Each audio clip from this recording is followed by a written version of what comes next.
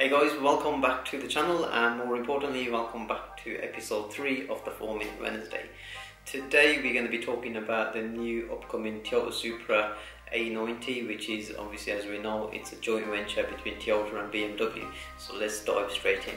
We've seen some of these joint alliances before where we've got Mazda and Fiat coming together on the MX-5 and the Fiat 124 platform. So if you get into a Fiat 124 Spider, you will notice that every switchgear is exactly the same as the Mazda. So for example, infotainment system, steering wheel, gear change, the whole interior, the exterior bodywork is obviously Fiat 124, and the engine and gearbox is from the Fiat group, whereas obviously the Mazda's got their own.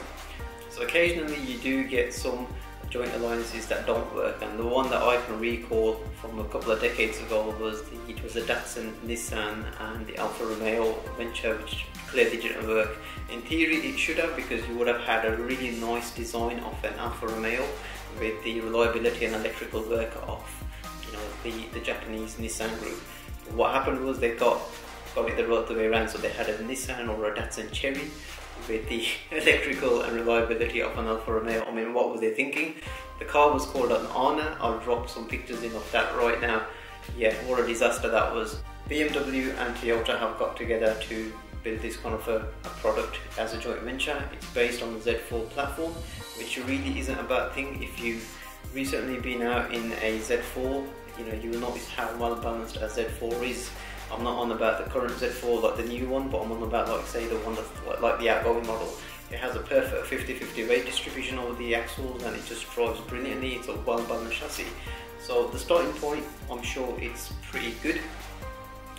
When you look at the engines, for example, you've got the B58, which is BMW's newish 3-litre straight 6 turbo engine, which is the one I've got in my M140i.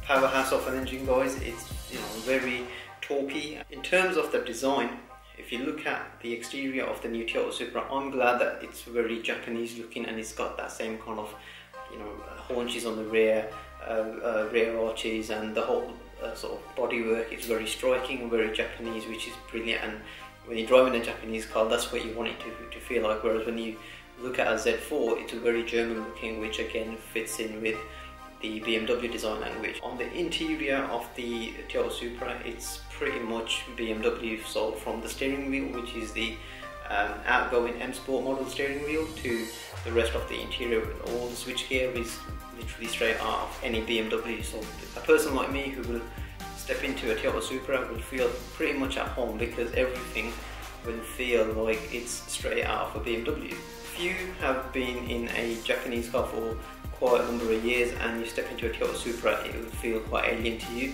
It will feel very well built on the inside. Most Japanese cars that you get into, whether they're like new or a few years old, they will feel fairly flimsy, like hard brittle plastics, whereas in the new Toyota Supra it will feel soft materials, and all the touch points would be pretty nice to kind of hold and touch. So overall, guys, I think that the new Toyota Supra A90 will be quite a success story, hopefully for Toyota. It's not going to feel anything like the classic, say, the 2JZ I went out on recently, which was very analog.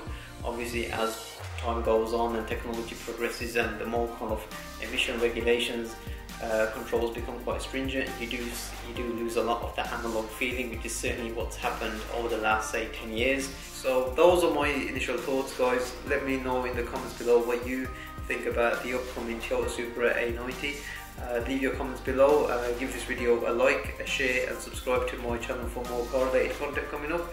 And hopefully, guys, I'll see you on the next one. Take care, bye.